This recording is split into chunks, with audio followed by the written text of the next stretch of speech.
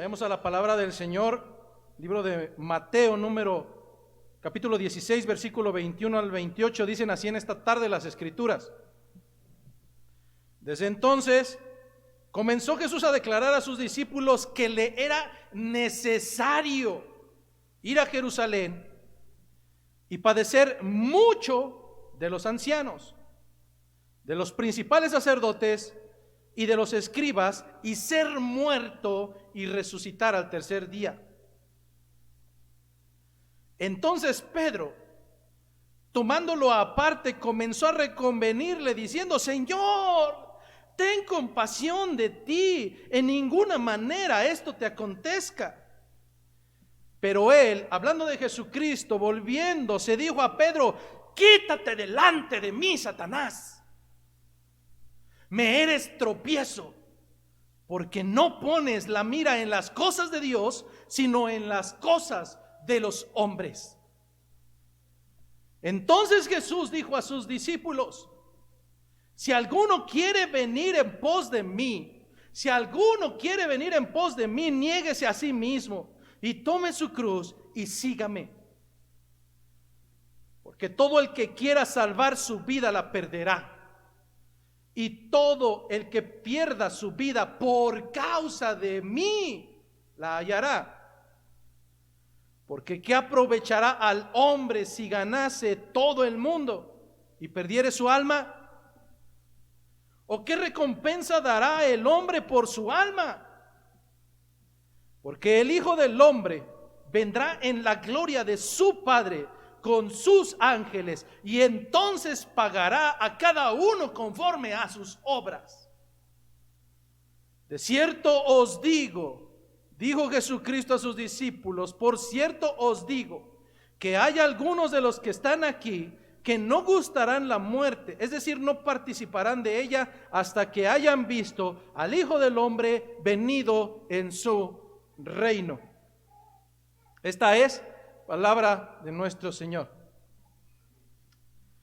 El día de hoy, al igual que en semanas pasadas, tenemos una grande bendición, y es que el libro de Mateo usualmente tiene libros paralelos, libros complementarios que nos hablan acerca de la misma porción bíblica. En este caso no es la excepción, y tenemos el primer libro paralelo en el libro de Marcos, capítulo 8, versículo 31. La primera cita paralela, para que la anotes y la revises en tu hogar, se encuentra en Marcos capítulo 8, versículo 31, y se extiende hasta el capítulo 9, versículo 1. Así es que llegando a tu hogar puedes revisar si realmente lo que diré será bíblico o no. De la misma manera que tenemos el texto paralelo de Marcos capítulo 8, versículo 31, y se extiende hasta el capítulo 9, versículo 1, también tenemos un segundo libro complementario o paralelo que se encuentra en el libro de Lucas capítulo 9, versículo 22 y hasta el versículo 27. Lucas capítulo 9, versículos 22 a versículo 27. Yo de verdad te instaría a que llegando a tu hogar seas bíblico y busques y corrobores que realmente que todo lo que se va a decir en esta mañana realmente sea con base a las Escrituras, porque lamentablemente hoy las iglesias carecen de este hábito, y por tanto si alguien les dice párate de cabeza, ellos se pararán felizmente de cabeza pensando que eso les traerá bendición.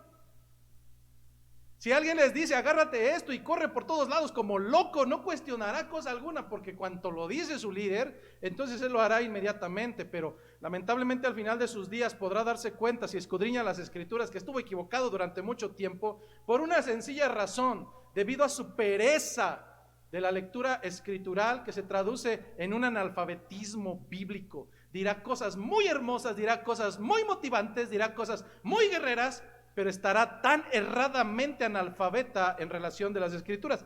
Por tanto, yo no anhelo eso en esta iglesia. Mi anhelo no es que vengas a alimentarte los domingos, es que aprendas a alimentarte y en tu casa alimentes y lleves a cabo tu labor de sacerdote de hogar, alimentando a tu familia, lavando a tu esposa por la purificación de las Escrituras, dice la Biblia. Pero dejando de lado esto, el que buscaremos ser lo más fieles posibles, conforme a la misericordia del Señor, es necesario tener en cuenta que el día de hoy Jesucristo empieza a dar mayor revelación. No porque anteriormente no la hubiera dado, pero algo muy peculiar que encontraremos a partir de la cita bíblica del día de hoy es que si bien anteriormente Jesucristo había dado revelación, esta revelación había sido parcial, había sido un tanto nublada. Anteriormente, en el mismo libro de Mateo capítulo 9 versículo 15, Jesús ya había hablado acerca de la predicción de su muerte con las siguientes palabras: ¿acaso pueden los que están de bodas tener luto entre tanto que el esposo está con ellos? Pero vendrán días cuando el esposo les será quitado, hablando de él mismo como Mesías, y entonces ellos tendrán que ayunar. En aquel momento, tal vez para los discípulos y para los fariseos, esto era como una encrucijada que no comprendían, pero a la vez los dejaba en vergüenza. Jesucristo estaba anticipando su muerte. De la misma manera en que Jesucristo había anticipado su muerte, de la misma manera, al menos en 2 ocasiones previas, Jesucristo había revelado su resurrección. De manera análoga y poniendo como ejemplo la situación bíblica de Jonás, Jesucristo mencionó en Mateo capítulo 12 versículo 40 que a esa generación adúltera y perversa no le sería dada señal sino la señal de Jonás. ¿A qué se refería? Él mismo lo dijo, Mateo 12:40, porque como estuvo Jonás en el vientre del gran pez 3 días y 3 noches, así estará el Hijo del Hombre en el corazón de la tierra 3 días y 3 noches. ¿Acaso hablaba Jesús de que estaría en el infierno, de que estaría en otro lugar? Jesucristo estaba diciendo que será necesario morir y después de 3 días resucitar. Pero en ese momento, muy probablemente, muchos de ellos no comprendían, estaban velados en su pensamiento por el príncipe de la potestad del aire de este tiempo. La revelación hasta ese momento había sido parcial y no tan clara, de tal manera que los discípulos, bajo mi perspectiva, se les había dado una probadita, pero no se les podría dar el manjar completo porque simplemente no eran aptos. No tenían madurez en el espíritu. En la mañana ponía este ejemplo con el niño que está pidiendo comida, ¿verdad? Con Eliam. Es decir, si Eliam en esta edad tan pequeña usted pretende alimentarlo con una hamburguesa, usted lo va a asesinar. Porque su tracto digestivo no es apto, su aparato digestivo no es maduro para poder digerir un alimento tan completo. Por tanto, ¿qué es lo que es necesario hacer con un pequeño de esa edad? Darle alimento que sea rápidamente asimilable por un tracto digestivo que no es maduro. Por tanto, sus papás tienen que moler chayote, hígado y todas esas cosas. ¿Pero por qué? Porque él todavía maduramente no es apto para consumir un alimento como lo hacemos nosotros. En aquel momento, cuando se narraba el caminar de los discípulos de Jesucristo, se les hablaba con leche espiritual, porque aún eran irreverentes, porque aún eran inmaduros espiritualmente hablando, porque no podrían asimilar las revelaciones de Dios debido a su inmadurez. Basta con poner un ejemplo, porque esta aseveración es clara a tal grado que el mismo Jesucristo los llegó a llamar en más de una ocasión hombres de poca fe, hombres inmaduros, hombres que no son creyentes, hombres que creen más en las cosas terrenales que en las cosas del cielo. Para muestra basta un botón.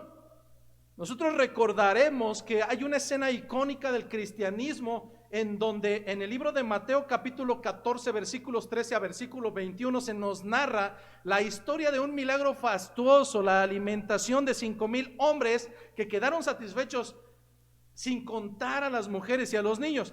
En aquella cita bíblica, cuando anochecía, dicen las escrituras, se acercaron los discípulos tratando de disuadir a Jesucristo para despedir a la multitud. Escena: 5,000 personas, sin contar a niños ni a mujeres, escuchando la predicación de Jesucristo. Anochecía y los discípulos, hombres sin fe, hombres testarudos, imprudentes, se acercan con el maestro y le dicen: maestro, despídelos, miren lo que ya es noche, este lugar es desierto y no habrá manera en que puedan conseguir alimento. Jesús respondió como lo hace solamente el Hijo de Dios: no tienen necesidad de irse, denle ustedes de comer.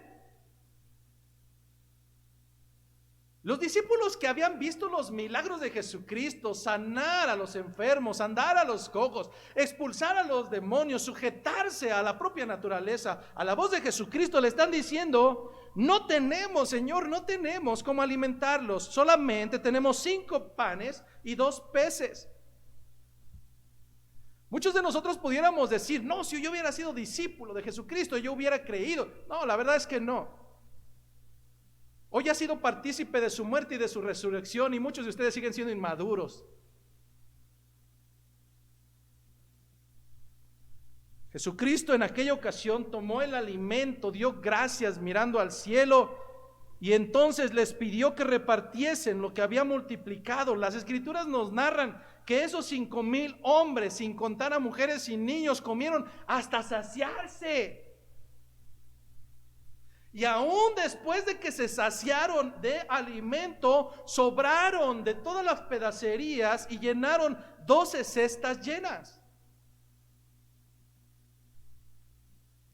Cualquiera de nosotros pudiera pensar por un momento que después de haber presenciado tan fastuoso milagro, cualquier hombre o mujer, aún el corazón más empedernido, el más testarudo, el más necio, debería de quebrantarse ante tan grandiosa muestra de divinidad. La verdad es que no fue así. Más adelante, Jesucristo hacía explotar nuestras neuronas al narrarnos una escena muy similar, pero ahora ya no con 5,000, sino con 4,000. Mateo capítulo 15, versículo 32 al 39, nos narra una escena similar donde Jesús públicamente externa su compasión a oídos de los discípulos, diciéndoles: la gente ha estado aquí por más de 3 días y no tienen qué comer. Después de la escena de la alimentación de los 5,000, cualquiera esperaría una respuesta por parte de los discípulos, al menos con un tinte de espiritualidad. Es decir, semanas atrás el Señor me demostró que es capaz de orar al cielo y hacer que se multiplique el pan y alimentar hasta satisfacer a 5,000 personas. Y ahora, cuando solamente son 4,000, después de haber sido partícipe de eso, seguramente debería de haber un gramo de espiritualidad en mi pensamiento y tal vez responder: Señor, no nos preocupemos, oremos nuevamente al Padre y esta multitud será alimentada. Pudiera yo esperar una respuesta de escuchar por parte de los discípulos: no se preocupen, el Señor proveerá. Pero simplemente esto no sucedió. ¿Cuál fue la respuesta necia e incrédula de los discípulos? Mateo 15:33: ¿de dónde tenemos nosotros tantos panes en el desierto, Señor, para saciar a tan grande multitud? ¡Necios! Entonces, hermanos, bajo este simple ejemplo podemos ver la evidencia del carácter de los discípulos, que simplemente no estaban preparados para recibir una revelación aún más grande por parte de Dios.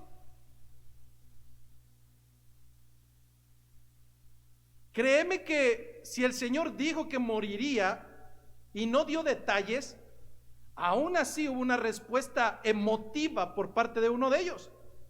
Ahora podrías imaginarte si el Señor describiera con detalle cómo sería latigueado, cómo sería sacada su carne por pedazos de la espalda. Ellos no estaban preparados.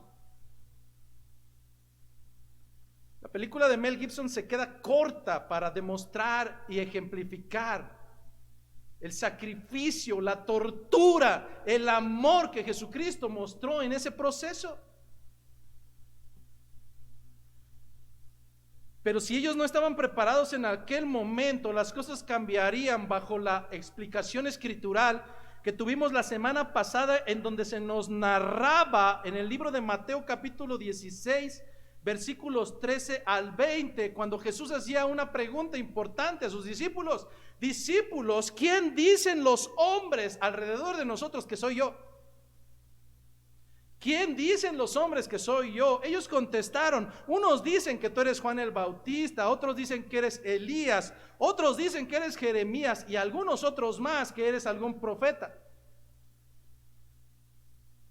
Es decir, la gente no veía en Jesucristo al Mesías, veía a cualquier tipo de precursor, aun cuando fuera en contra de la doctrina fundamentalista.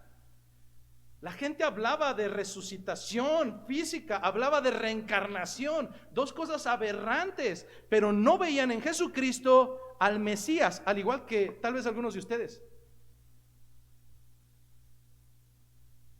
Pero la pregunta tajante no fue: ¿quién dice la gente que dice que soy yo? ¿Quién cree la gente que soy yo? La pregunta fue confrontante al preguntarles: eso dice la gente, ahora ¿quién dicen ustedes que soy yo?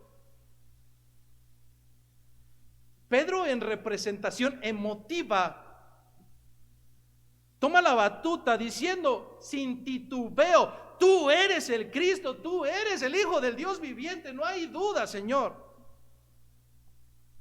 Si bien semanas anteriores veíamos una inmadurez en los discípulos, si bien veíamos un momento que no era propicio para revelarles y darles mayor revelación, a partir de este momento Jesucristo identifica, como si fuera en un termómetro, que la barandilla se ha movido. De la inmadurez de decir tú eres el Señor, después de que mi barca fue sacudida, y por el miedo, cuando tú calmas las aguas, dices sí, tú eres el Señor, y después lo olvido. Ahora percibe en los discípulos, específicamente en Pedro, una convicción total. Pero además, lo que identifica a Jesucristo siendo Dios encarnado en hombre es que esta revelación no fue por el intelecto de Pedro, no le fue dado por carne ni le fue dado por sangre. Jesucristo determinó: bienaventurado, porque la revelación fue por parte de mi Padre que está en los cielos. Traducción: este es el momento.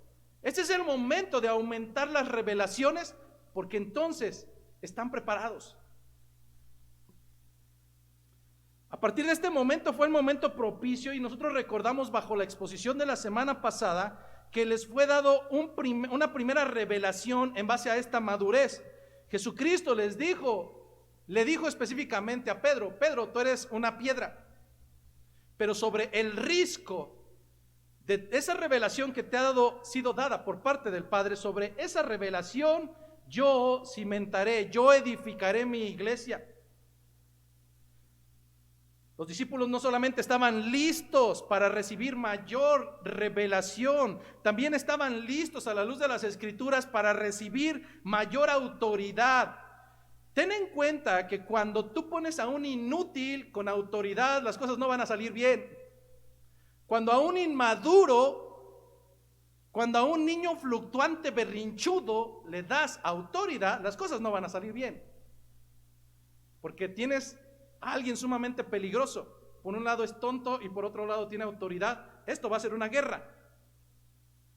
Pero cuando le das autoridad a alguien que es maduro, esto será lo mejor que puede haber en la vida. Hasta este momento Jesucristo pudo exclamar que les daría las llaves de los cielos, y todo lo que ataren en la tierra sería atado en los cielos, y todo lo que desataren en la tierra será atado en los cielos. ¿Te imaginas si Jesucristo nos dijera eso hoy?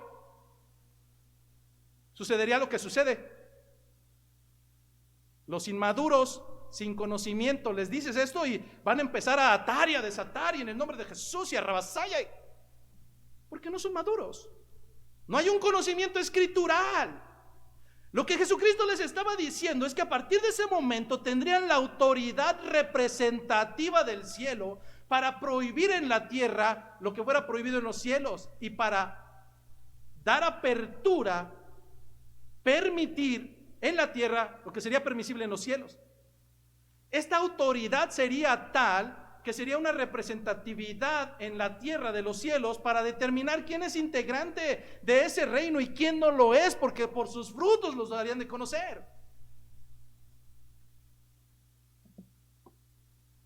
Es luego entonces que ahora veremos a Cristo comenzar una trayectoria como profeta, el cual hablará de las cosas venideras, y en este sentido los discípulos podrán prestar oídos bajo un lenguaje más claro la predicción no solamente de su padecimiento, sino también de su muerte y de su resurrección. El primer versículo de la cita bíblica base, Mateo 16:21, nos dice: desde entonces comenzó Jesús a declarar a sus discípulos que le era necesario ir a Jerusalén y padecer mucho de los ancianos, de los principales sacerdotes y de los escribas, y ser muerto y resucitar al tercer día. Una de las características esenciales del ser humano es que funciona expectativas contra la realidad. Esto no es algo nuevo. Hoy en día, en las expectativas, falta de conocimiento bíblico del creyente, piensa que en Jesucristo va a encontrar una lámpara maravillosa, la cual va a frotarla cuando se le plazca, y ese Aladino que está adentro tendrá que responderle conforme a sus deseos. Eso es la expectativa de muchos lugares de creyentes hoy en día. La realidad nos dice que no, la realidad nos dice que Dios es soberano, que Él hace lo que Él quiere, por eso es Dios.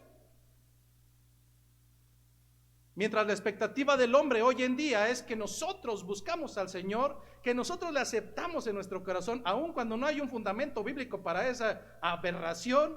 La realidad es que las Escrituras lo que sí nos dicen es que no es del que quiere ni del que corre, sino de Dios quien tiene misericordia. Que fue Él quien predestinó, que fue Él quien llamó, que Él fue quien justificó, que es Él quien glorificará. Y entonces preguntamos: ¿por qué la gente sale a buscar a Jesucristo? ¿Que acaso está perdido? No, el perdido eres tú. Y en este sentido, en el pensamiento de aquellos 12 judíos, había una expectativa bajo la experiencia escritural del fundamento de la Torá, bajo el fundamento de las Escrituras, bajo sus expectativas y no bajo el fundamento bíblico. Y aquí voy a tratar de ser claro. Una cosa son las expectativas que yo me haga conforme a mis experiencias, y otras son las expectativas que yo me haga en base a un fundamento escritural. Voy a tratar de barajearlo un poco más despacio, porque la expectativa de los judíos, al menos incluyendo a estos 12, bajo la tradición judía, era que ellos esperarían a un Mesías que viniera a libertarles del dominio de las manos de los romanos. Y que bajo sus expectativas esto debería de ser haciendo gala de poderío, cortando cabezas, sacando fuego, degollando infieles. Piensa por un momento sus expectativas de estar acostumbrados a escuchar que el Señor abría el mar en dos para que ellos pasaran por en medio, las expectativas de recordar que sus antepasados habían sido guiados por la columna de fuego, por la nube a través del desierto, la experiencia de haber sido el pueblo escogido de Dios y de ser alimentados en el desierto durante 40 años con alimento del cielo. Seguramente escuchar hablar que aquel hombre profeta fue llevado por un carro de fuego, lo menos que podrían esperar los judíos bajo toda esta trayectoria sería algo al menos equiparable. Esas eran las expectativas. Ahora, quiero dejar claro esto: si vamos a las Escrituras, a cada una de las profecías que hablan acerca del Mesías, si revisamos Isaías, si revisamos Ezequiel, si revisamos Amós y cada uno de los profetas, jamás encontraremos que el Mesías llegaría de esa manera. ¿De dónde llegaron esos postulados? De sus expectativas, de su necio y engañoso corazón. En este sentido, ¿cuál sí era la realidad? ¿De qué sí hablan las Escrituras? Por un lado, yo espero que llegue en un carruaje y que degolle, y ahora tú me dices que la realidad es que siendo el Mesías tendrás que ir a Jerusalén, no para entrar en un carro envuelto de fuego, sino para padecer, y además padecer mucho a manos de los religiosos, de los ancianos, y además ser muerto y resucitar al tercer día. Esto no me checa, Señor. No llenas mis expectativas. Y aquí es donde empezamos a descender un poco el conocimiento, porque mediocremente no se trata de tus expectativas. El evangelio no se trata acerca de ti en ningún aspecto. Si abres cualquiera de los libros de las Escrituras no vas a encontrar tu nombre, Pero lo que sí vas a encontrar es que todo se trata acerca del Verbo encarnado, de nuestro Dios, de Jesucristo, el centro, el principio y el final. Por un lado, como judíos conocían la ley. Sin embargo, al final de esta predicación volveré a retomar este punto. Una cosa es pensar conocer. Vuelvo a repetir. Una cosa es que pensemos que conocemos, pero otra cosa es que realmente lo comprendamos y lo llevemos a la práctica. Son dos cosas totalmente diferentes, y esto lo culminaremos al final de este sermón. De la misma manera, los judíos conocían o pretendían conocer las escrituras, pero no las comprendían, ni las interiorizaban en su corazón, mucho menos las llevaban a las prácticas. Gálatas capítulo 3, versículo 10, nos da entendimiento del concepto acerca de la ley para un judío. Dice Gálatas capítulo 3, versículo 10, porque todos los que dependen de las obras de la ley, porque todos los que dependen de las obras de la ley están bajo maldición. Pues escrito está, haciendo referencia a los libros de Deuteronomio. Porque escrito está: maldito todo aquel que no permaneciere en todas las cosas escritas en el libro de la ley para hacerlas. Traducción. Y este punto va también para los legalistas de hoy en nuestros días. No, es que mi esfuerzo y es que mi ímpetu. Bueno, tonto, no has comprendido lo que no comprendieron durante 1500 años los judíos, que por las obras de la ley ninguno fue acepto delante del Señor. Lo mismo nos está repitiendo Gálatas 3:10. Si no permaneces en todas las cosas escritas de la ley, simplemente serás maldito.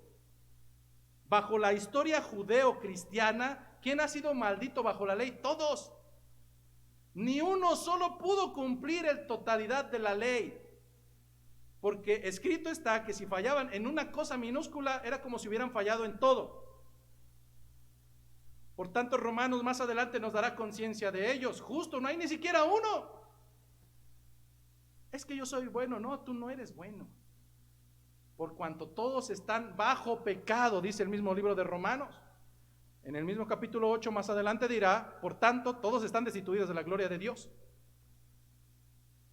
Entonces viene la pregunta: ¿quién podría cumplir las obras de la ley? Nadie, entiéndelo, nadie. Por tanto, todos serían catalogados como malditos. Cada uno tendría que pagar, por tanto, sus transgresiones.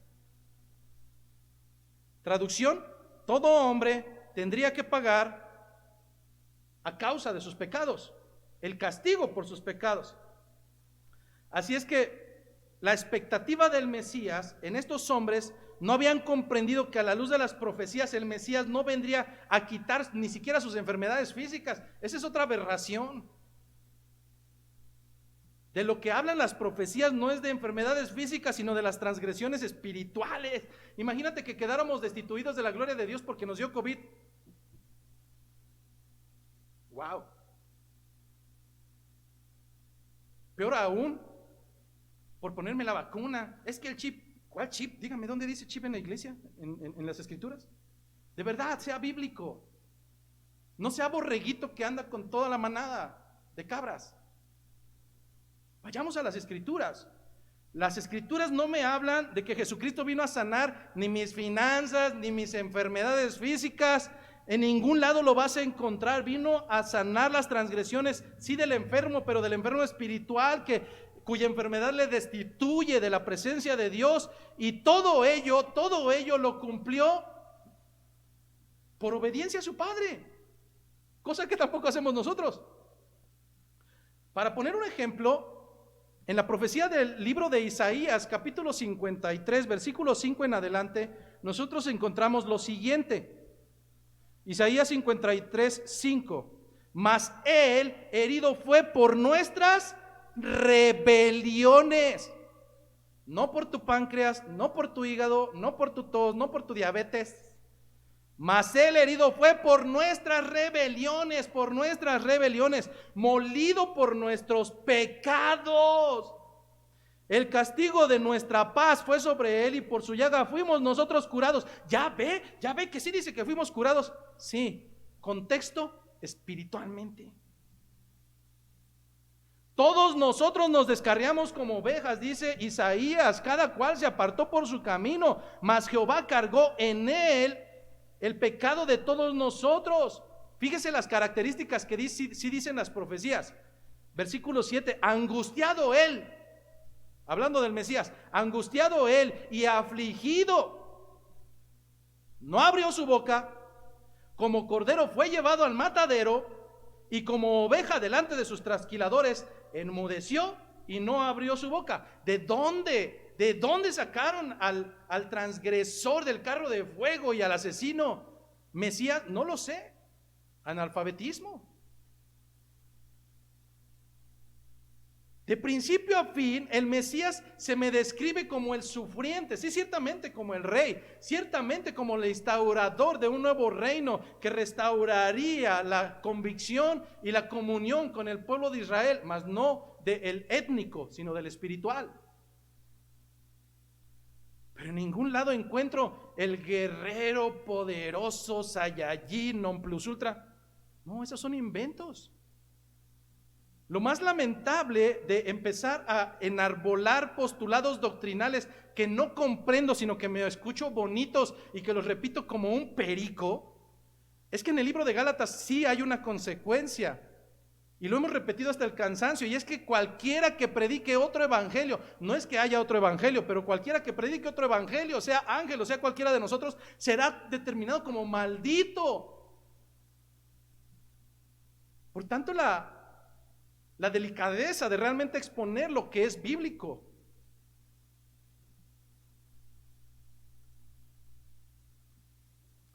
Volviendo nuevamente al texto central, Jesús no solamente está diciendo que tendrá que padecer, sino que tendrá que padecer mucho. Pero no solamente eso, sino que será a manos de los mismos líderes que deberían de honrarle y adorarle bajo conocimiento de que era el Mesías.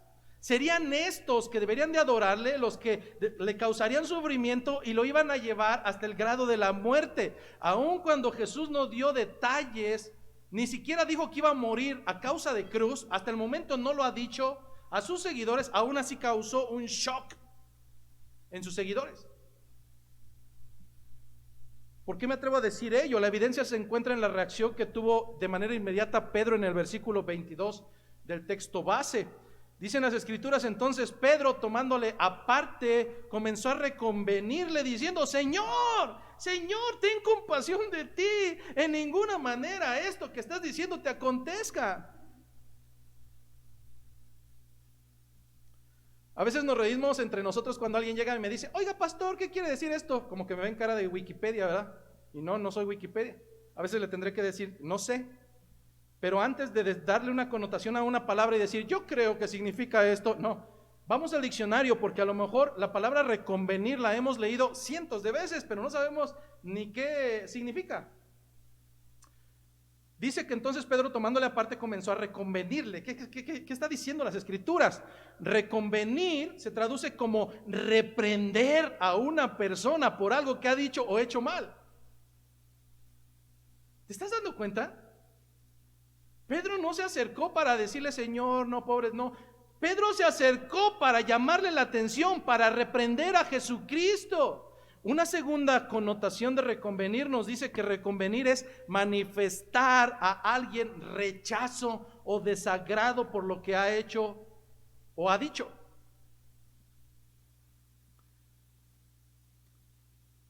No ha pasado ni una semana donde vimos a Pedro en su mejor momento. La semana pasada decíamos: wow, Pedro, te fue dado, no por carne ni por sangre, sino por nuestro Padre que está en los cielos. Y decíamos: Pedro, Pedro. Y hoy, aquel que victoriábamos la semana pasada en su mejor momento, siendo Pedro, y sobre esa piedra, sobre ese risco edificarían la iglesia, ese Pedro que era la piedra, ahora es la piedra de tropiezo. Una semana después, la piedra se convierte en piedra de tropiezo. En el momento más vergonzoso hasta este momento descrito por el libro de Mateo.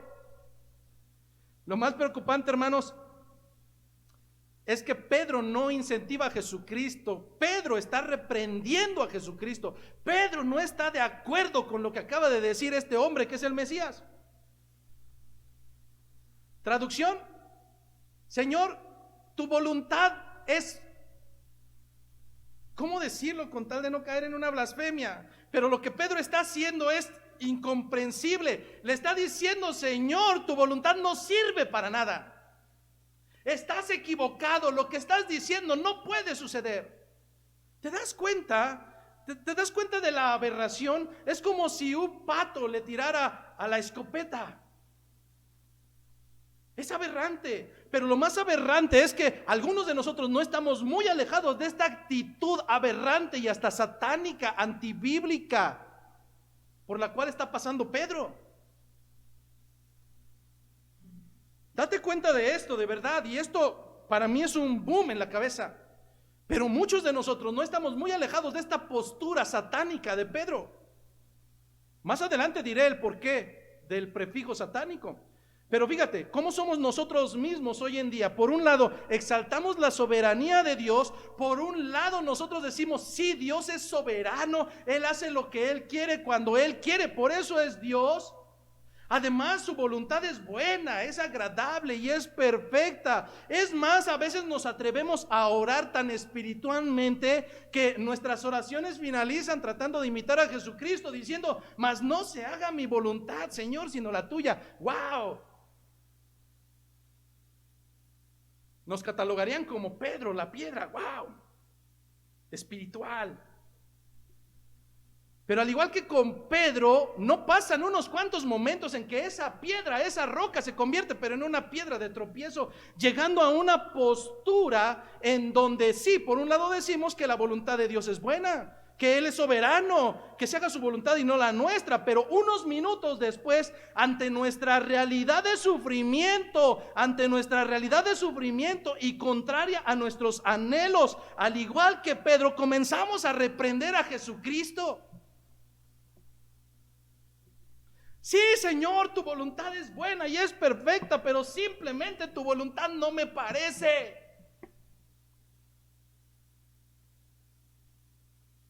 Sí, Señor.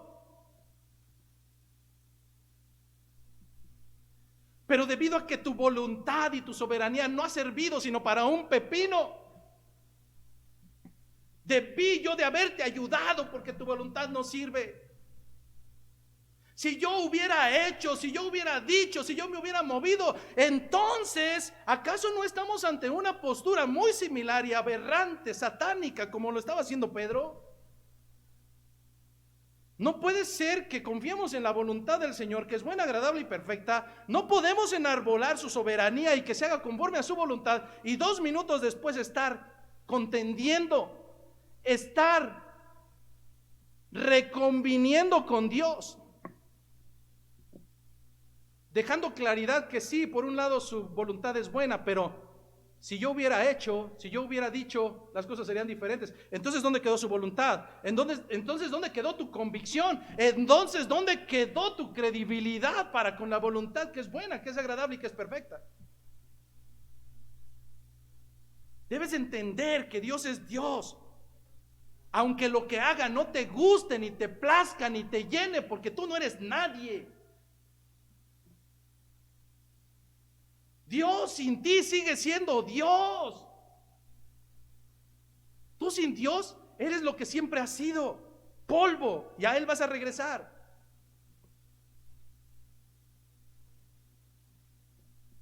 ¿Cuál fue la reacción de Jesucristo ante esta actitud impertinente?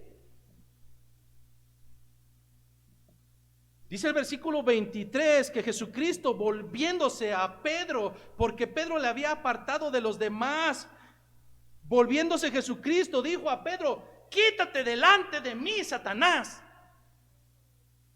porque me eres tropiezo, porque no pones la mira en las cosas de Dios, sino en las cosas de los hombres. Ahora te das cuenta que la postura de Pedro fue una actitud sumamente aberrante al punto de ser contrario de Dios. Porque por un lado, hermano, solamente tenemos 2 sopas: o caminas con el Señor o caminas en contra de Él, o caminas con Dios o caminas con Satanás, o caminas en la voluntad de Dios o caminas en contra de su voluntad. Jesucristo con estas palabras está reconociendo quién está detrás de esa actitud. El maestro reconoce que es Satanás quien está usando a Pedro como su agente, como su herramienta, con la intención clara de interrumpir la voluntad y los propósitos de Dios. En sencillas palabras, Satanás le está ofreciendo a Jesucristo por segunda ocasión hacer a un lado los planes de Dios y cumplir los suyos.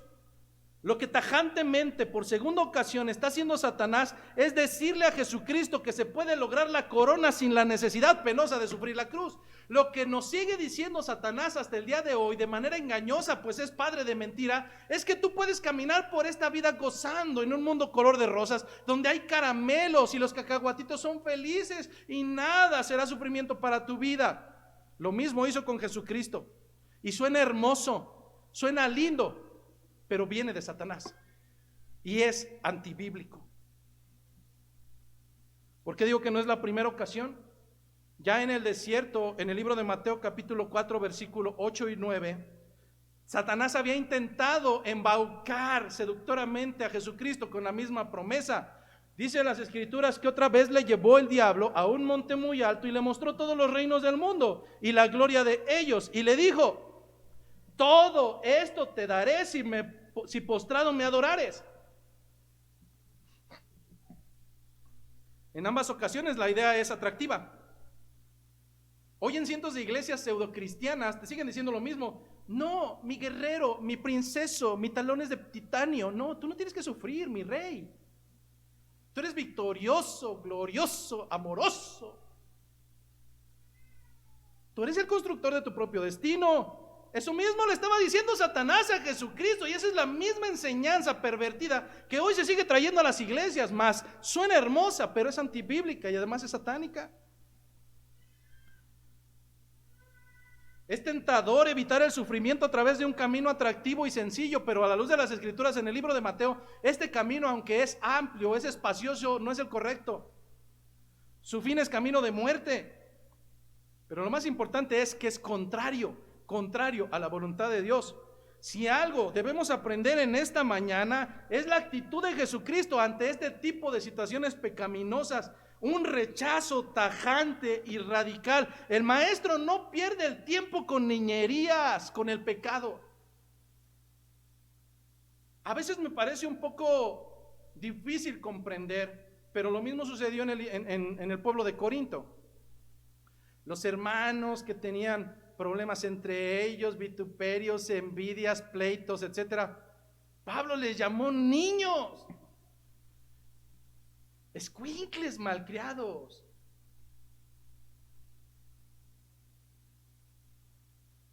Que son capaces de negociar con el pecado,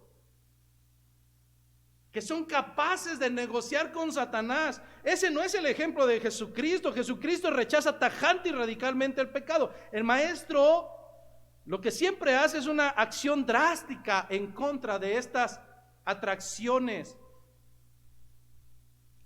En el libro de Mateo capítulo 5 versículo 29 vemos cómo el Señor pretende que tengamos una postura ante cualquier seducción pecaminosa. Mateo capítulo 5 versículo 29: por tanto, si tu ojo derecho te es ocasión de caer, sácalo y échalo de ti, pues mejor te es que se pierda uno de tus miembros y no que todo tu cuerpo sea echado al infierno. Ay, qué duros son aquí en esta iglesia. ¿Por qué hablan del infierno? Porque ahí vas a acabar si sigues de necio. Porque ahí terminarás por la eternidad si vas en contra de la voluntad de Dios. Porque ahí es donde terminarás si la necedad es presa en tu cabeza y en tu corazón. Así es que Jesucristo, si algo habremos de aprender de Él, es que Él no negocia con Satanás. Él lo quita tajantemente. Satanás, me eres de tropiezo. ¿Por qué le dijo a Pedro como utensilio de Satanás que él era tropiezo? Sencillo, porque no estaba poniendo las miras, no estaba pensando en las cosas de Dios, en los propósitos de Dios, en el plan de Dios, sino en las cosas de los hombres. No, es que en mi corazón me duele que vaya a sufrir. Dime en qué parte de las Escrituras dice que caminar con Cristo será el pueblo mágico de Bombón? Y te doy las llaves de mi auto. Pero por cuanto sé que no hay un gramo de promesa de estos satisfactores carnales, te puedo decir claramente que Pedro estaba siendo influenciado por Satanás, hablando cosas desde su corazón que era perverso y no sobre la voluntad de Dios. La voluntad de Dios era clara: que Jesucristo fuera a Jerusalén, que fuera enjuiciado, que fuera castigado, que fuera muerto, pero también que resucitara al tercer día, de acuerdo a las Escrituras. Pero pastor, si no encontramos esto del dulce país de bombón de chocolate que nos han vendido en tantas iglesias cristianas, y donde vemos la llenura del Espíritu Santo cuando brincamos como chivos, si eso no es bíblico, ¿qué sí es bíblico? Bueno, lo que sí es bíblico es que nos será necesario pasar por muchas tribulaciones para poder entrar en el reino de los cielos. Será necesario pasar primero por la cruz, por la vergüenza, por la humillación, para recibir el galardón. Eso sí es bíblico. Hechos de los Apóstoles, capítulo 14, versículo 22. Me da risa cuando los jovencillos sacan textos fuera de contexto y todo lo puedo en Cristo que me fortalece. Ah, sí, ¿por qué? Pues porque voy a ir a una fiesta y todo lo puedo en Cristo que me fortalece. Porque voy a hacer un examen y todo lo puedo en Cristo que me fortalece. Bueno, analfabeta bíblico, ¿no has visto que esas palabras fueron dichas después de que Pablo estaba siendo encarcelado y vituperado? Y después de tanta humillación aún podría decir: todo lo puedo en Cristo que me fortalece. Algo muy similar, Hechos de los Apóstoles 14:22. Después de haber sido apedreado, contextualmente, jóvenes, después de haber sido apedreado, Pablo no venía de una fiesta. Pablo no venía del after ni del party. Pablo venía después de haber sido apedreado y humillado y dejado por muerto a causa de Jesucristo. Y dice 14:22, confirmando los ánimos de los discípulos, exhortándoles a que permaneciesen en la fe y diciéndoles: ánimo, princesos, todo va a ir bien. No, eso no fue lo que dijo. ¿Qué fue lo que sí dijo? Es necesario que a través de muchas tribulaciones entremos en el reino de los cielos. ¿Dónde están las promesas vanas humanas? De que tus bolsillos serán llenos y que la saeta no tocará tu casa y tanta chistosada. No está. Pero lo que sí encontramos es que antes de la victoria tiene que venir la humillación. Antes del galardón tendrás que tomar la cruz y ser humillado en ella a través de muchas tribulaciones. Por tanto, si estás pasando por tribulación, si estás pasando por angustias a causa del evangelio, regocíjate en tu corazón, porque son las evidencias necesarias para saber que vas por buen camino, hermano. Antes de que comience el ¿por qué a mí? ¿Por qué a mí? Alégrate en el Señor, porque las evidencias necesarias de que es necesario que a través de muchas tribulaciones pasemos para entrar en el reino de los cielos están cumpliendo en nuestras vidas. A causa, si es que viene, de seguir al maestro o de predicar su evangelio. Versículo 24 del texto base. Entonces Jesús dijo a sus discípulos: si alguno quiere venir en pos de mí, niéguese a sí mismo y tome su cruz y sígame. No dijo: si alguno quiere venir en pos de mí, pacte o diezme o decrete o dance. No. Entonces Jesús dijo a sus discípulos: si alguno quiere venir en pos de mí, niéguese a sí mismo y tome su cruz y sígame. El libro paralelo de Marcos, capítulo 8:34, nos dice que no solamente se lo dijo a sus discípulos, sino que también llamó a toda la gente y a sus discípulos y les dijo esas palabras. Mientras que el libro de Lucas, capítulo 9, versículo 23, no solamente dice que tomen su cruz en ese momento, dice que tomen su cruz cada día y le sigan. Aquí es donde quiero que tus antenitas de vinil estén muy atentas, porque a partir del capítulo número 5, que conocemos como el Sermón del Monte o las bienaventuranzas, y donde magistralmente Jesucristo en el libro de Mateo comienza a hablar acerca de las características distintivas de un discípulo, y lo viene repitiendo desde el capítulo número 5 y hasta llegar al 16. El día de hoy Jesucristo está concentrando en solamente dos características y dos postulados esenciales lo que en realidad significa ser un discípulo de Jesucristo. Así es que fájense sus pantaloncillos, porque ahora vendrán un poco de evidencias y de declaraciones por parte de nuestro Señor. Majestuosamente Jesucristo resume la esencia de un verdadero, porque también hay falsos. Así como en las películas hay originales y hay clones, así como en los medicamentos hay patente y hay genéricos, también en los creyentes hay lo mismo, pero más barato, es decir, hay falsos. Pero lo que me está diciendo el Señor el día de hoy a través de sus escrituras es que hay dos características esenciales que distinguen a los verdaderos discípulos. ¿Cuáles son estas? Pastor, por favor díganos. La primera de ellas es que un verdadero discípulo es aquel que se niega a sí mismo. Primera característica, un verdadero discípulo se niega a sí mismo. Más adelante explicaré a qué se refiere esto. Pero característica número 2, un verdadero discípulo y no un falso, toma su cruz, está dispuesto a tomar su cruz todos los días para seguirle. Aquí es donde de verdad creo que empezaré a romper algunos egos que piensan que son ustedes mismos los constructores de su propio destino. Tal vez a partir de este momento sí empezaré a romper algunos corazoncillos modernistas cristianos que se acostumbran a centrar el evangelio de una manera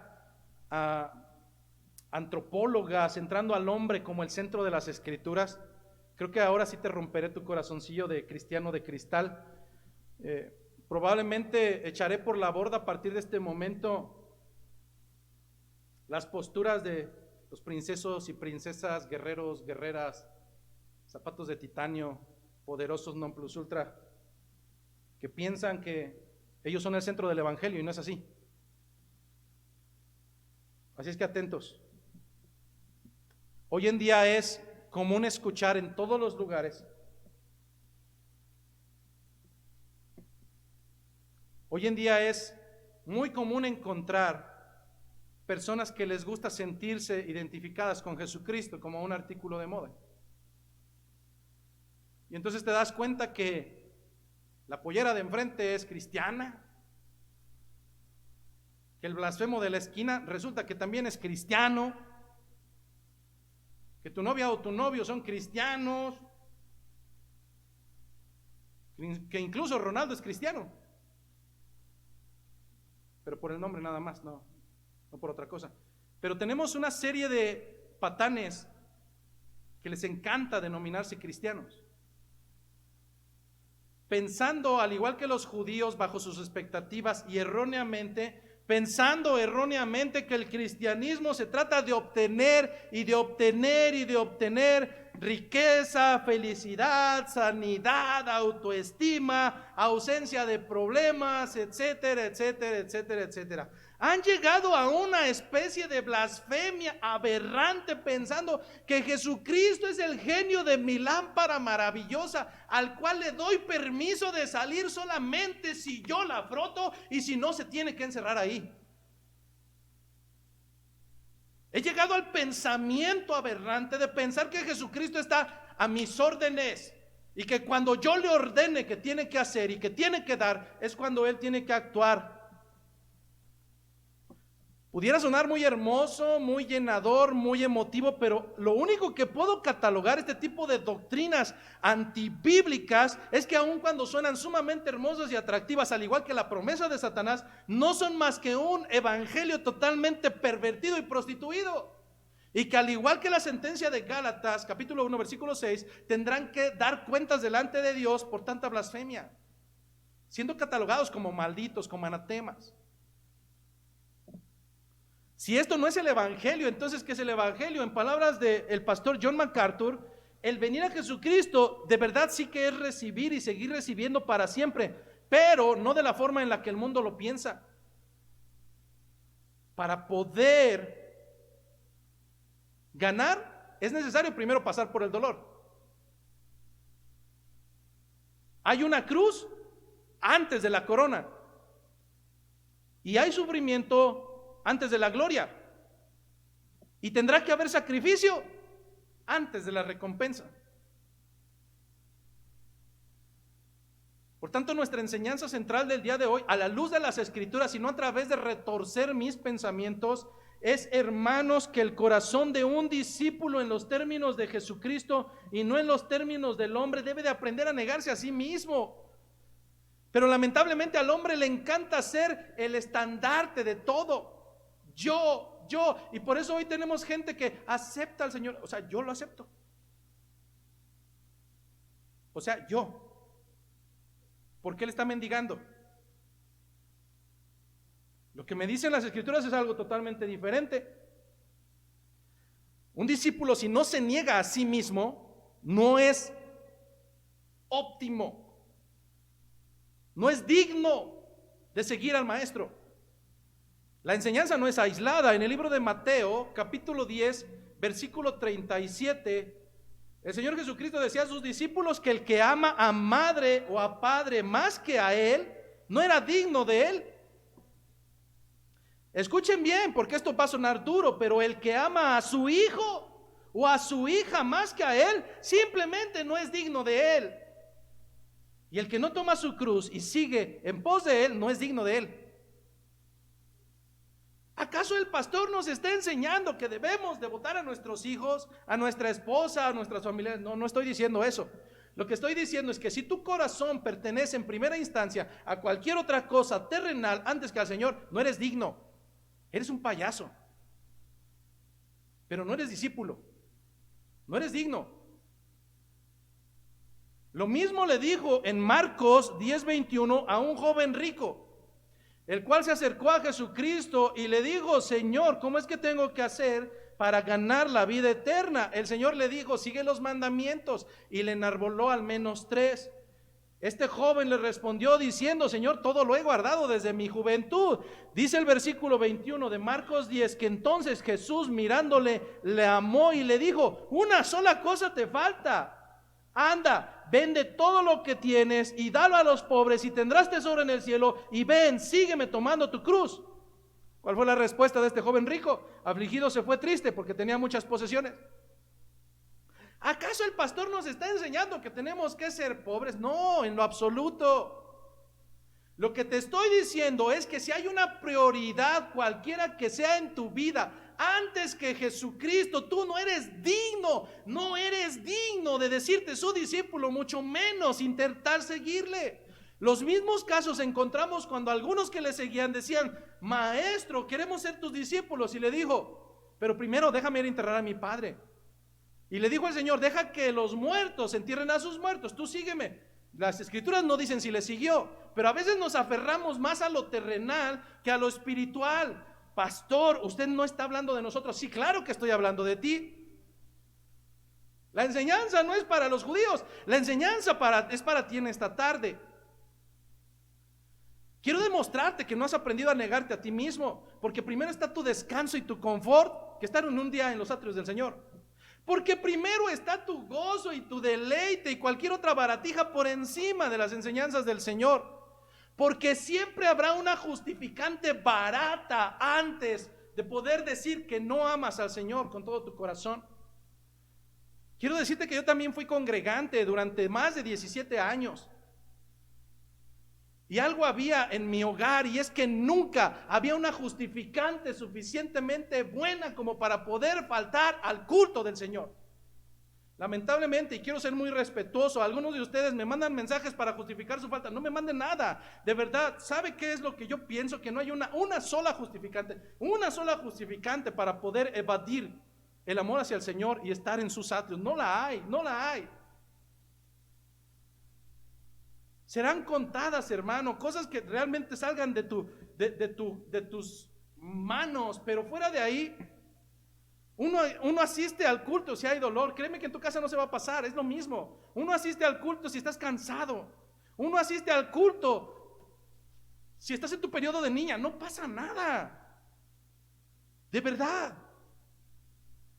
Pero en este sentido, queremos ser discípulos con comodidad tal cual como aquel que quería enterrar a su padre, aquel que ponía por encima a su madre y a sus hijos, aquel que ponía por encima su comodidad, sus riquezas. ¿Qué diferencia hay entre ellos y nosotros? Ninguna. Pero un verdadero discípulo aprende a negarse a sí mismo con tal de seguir al maestro. Así es que si quieres ser el discípulo verdadero de Jesucristo, es necesario que te niegues a ti mismo. Al principio de este mensaje te dije que retornaría con este pensamiento. Al igual que con los 12 discípulos, una cosa es leer y decir que comprendiste, pero otra cosa muy distinta es aprender la lección y llevarla a la práctica. Ser discípulo y saber que te tienes que negar se tiene que ver reflejado en evidencias en tu vida diaria, no en palabras. Sabes que hasta los sapos le hacen cuac, cuac, cuac, y no por eso les creemos. Hermano, no son tus palabras, son las evidencias que darán muestra. Pero es que yo tengo fe. Muéstrame tu fe, carente de obras. Dijo Santiago, yo te mostraré mis obras junto con mi fe.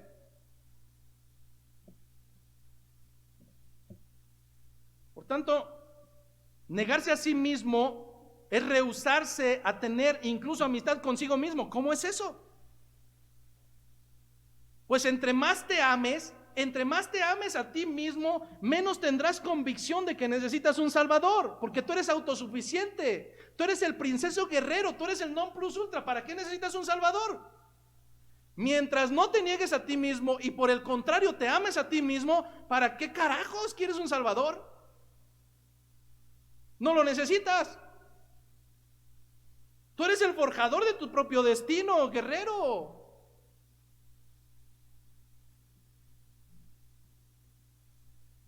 Solamente un corazón convencido de pecado puede comprender que es insuficiente. Y esa insuficiencia se traduce en juicio. Y ese juicio se traduce en infierno.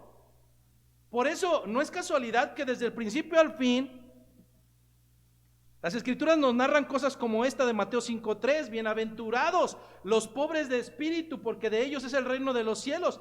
¿Qué tan pobre de espíritu? Tan pobre que llegarás a la necesidad no solamente de pedir, sino de mendigar, de rogar, de implorar por tu vida. Tan pobre de espíritu que tendrás una desesperación tan grande de sentir que tú no puedes, que tú no eres autosuficiente. Tu espíritu es pobre al grado de mendigar misericordia, porque simplemente te consideras perdido. Pero pragmáticamente, ¿qué es negarse a sí mismo, pastor? Bueno, si no te ha quedado claro hasta el momento, voy a dar al menos 7 postulados prácticos de alguien que realmente se ha negado a sí mismo. Y si no te encuentras en todos ellos, hay un grave problema, porque es muestra de que aún estás muy lejano de la misericordia de Dios y de la practicidad de negarte a ti mismo. ¿Qué significa vivir una vida en negación? Ejemplo número 1. Cuando usted es ofendido deliberadamente, y aun cuando le pueda doler momentáneamente en su corazón la ofensa, cuando usted se niega a sí mismo, actúa con un corazón feliz ante el insulto, sin esperar regresar la ofensa. Eso, hermanos, es negarse a sí mismo. Ejemplo número 2. Cuando se habla mal de usted, cuando sus deseos personales son interrumpidos, cuando su consejo no es considerado, cuando sus opiniones son ridiculizadas y usted se rehúsa, aún en medio de todo ello, a dejar que el enojo brote de su corazón y por el contrario, actúa paciente y silenciosamente, hermano, usted ha aprendido a negarse a sí mismo. Ejemplo número 3. Cuando usted soporta cualquier desgracia,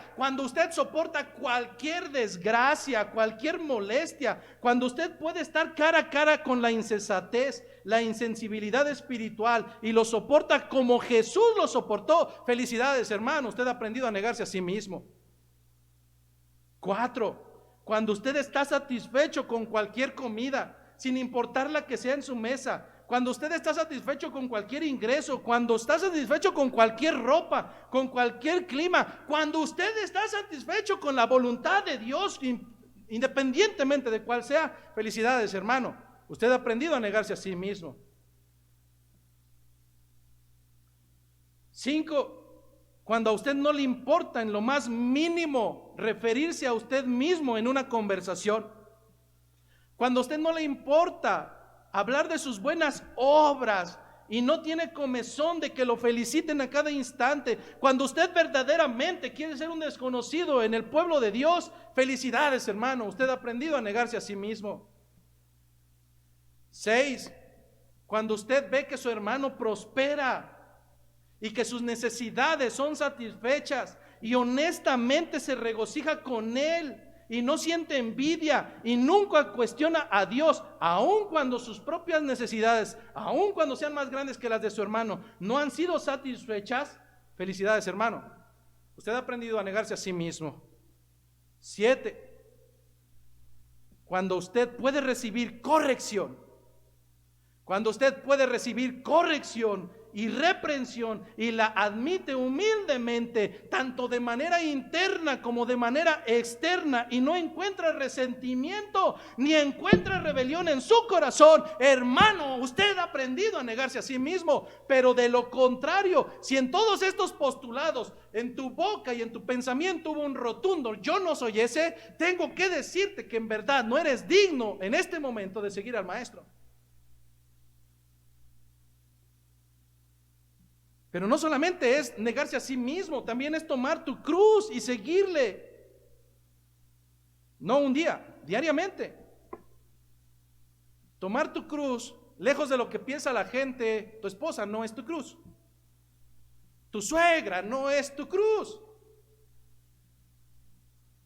Tu jefe malvado no es la cruz que tienes que soportar, no. Bíblicamente es incluso más sencillo. Y no tiene que ver incluso con nada místico, como en algunos lugares. No, es que tomar la cruz es como si tú pensaras que caminas y llevas un madero, pero no lo llevas, pero sí lo llevas. No, tampoco no es nada de eso. No es fortuito que Jesús se encuentre dando esta enseñanza en Cesarea de Filipo, una región que históricamente, años previos, había sido partícipe de la mayor cantidad de crucifixiones en una sola exhibición por ir en contra de Herodes. 2,000 israelitas crucificados en Cesarea de Filipo. ¿Sabes lo que significa ver a una persona cargando el artefacto en el cual será muerto? ¿Sabes lo que era que alguien cargara un crucifijo? Era sinónimo de humillación, de vergüenza, de vituperio, de insulto. Cuando esos 2,000 hombres iban caminando, te puedo asegurar que había burlones a lo largo del camino diciendo: ah, bien que te lo mereces, ese es tu destino.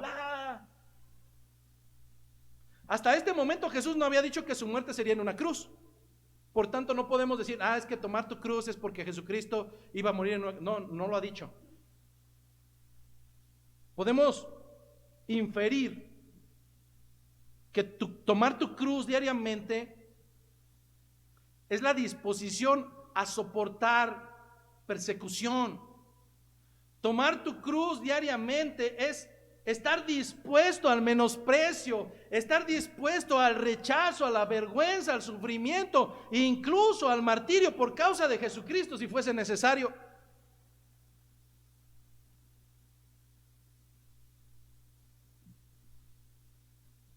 Tomar tu cruz es saber que hay un boleto de ida, mas no un boleto de regreso.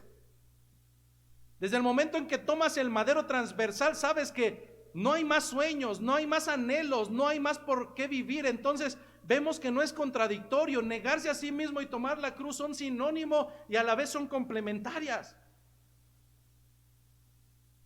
Lamentablemente las enseñanzas modernistas son contrarias,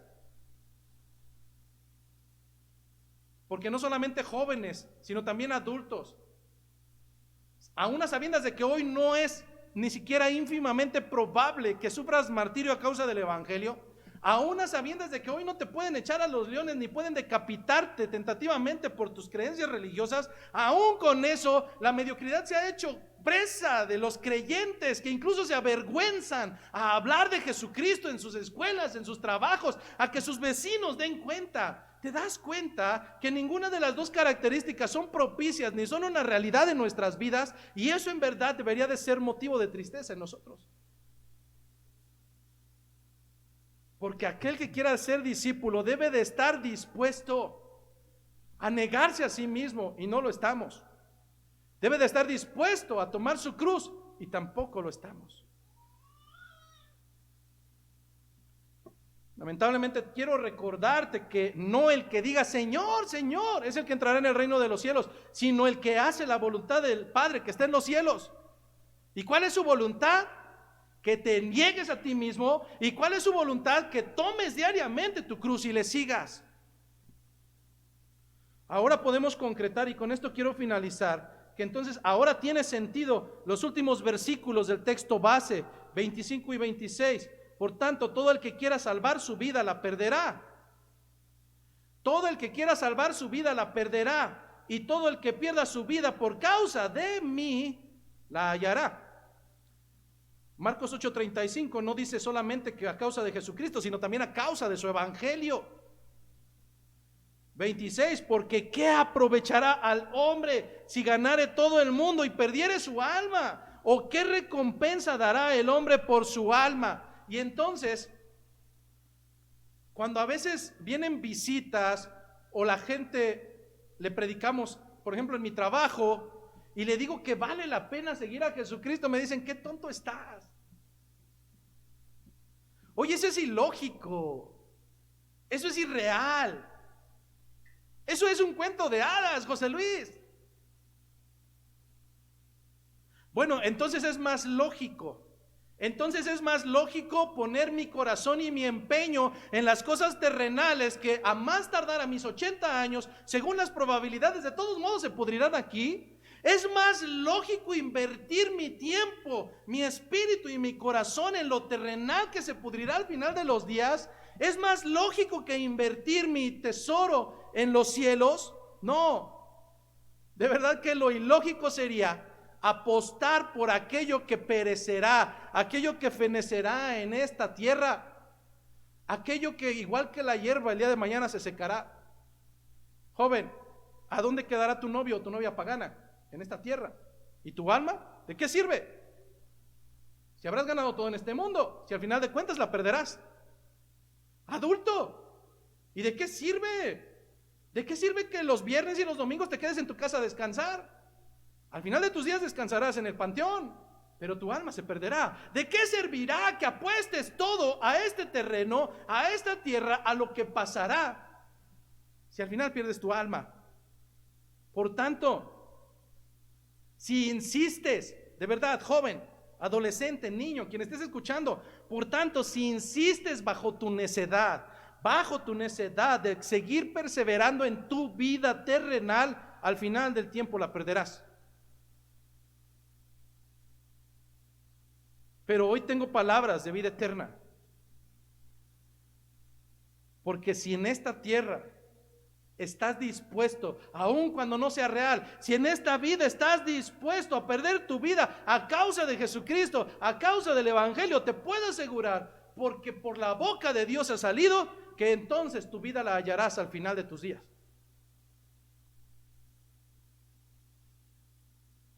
En esta tarde ponen una balanza. ¿Quién te asegura que llegarás a 50 años? ¿Quién te asegurará que cumplirás 30? ¿Quién te asegura que en tu juventud llegarás a la vejez? Las probabilidades me dicen que saliendo de aquí tal vez te atropellen, que mañana tal vez bañándote te caigas y te resbales con un jabón y el Señor requiera tu alma. Y entonces, aunque hayas ganado todo este perverso mundo, ¿de qué te servirá si habrás perdido tu alma? Hoy es un buen día, hermano. Hoy es un buen día, asistente, congregante, simpatizante, lo que seas. Hoy es un buen día para suplicar por misericordia.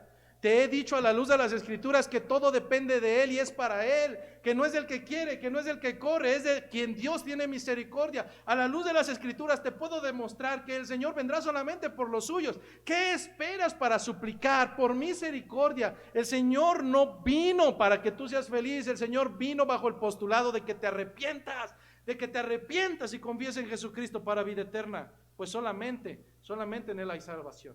Así es que, hermanos, congregantes, asistentes, simpatizantes, quien quiera que tú seas, hoy es un buen momento para poder suplicar en base a nuestra carencia de espiritualidad por misericordia de aquel que la puede otorgar.